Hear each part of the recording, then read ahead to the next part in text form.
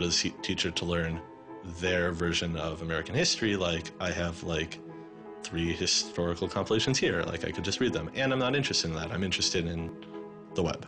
I was very frustrated with school. I thought, the teachers didn't know what they were talking about, and they were very domineering and controlling, and the homework was kind of a sham, and it was just like, all the way to pin students together and force them to do busy work.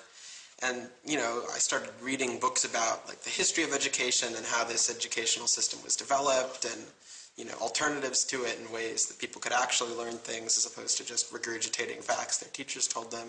And that kind of led me down this path of questioning things. Once I questioned the school I was in, I questioned the society that built the school, I questioned the businesses that the schools were training people for, and I questioned the government that, set up this whole structure.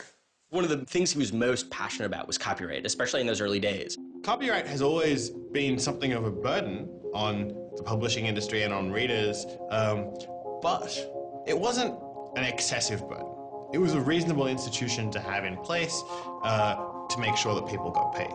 What Aaron's generation experienced was the collision between this antique copyright system and this amazing new thing we were trying to build, the internet and the web. These things collided, and what we got was chaos.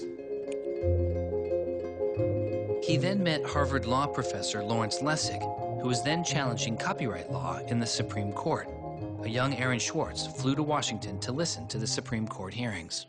I am Aaron Swartz, and I'm here to listen to see the Eldred argument. Why did you fly out here from Chicago and come all this way to see the Eldred argument? That's a more difficult question. See the Eldred. Because I don't know.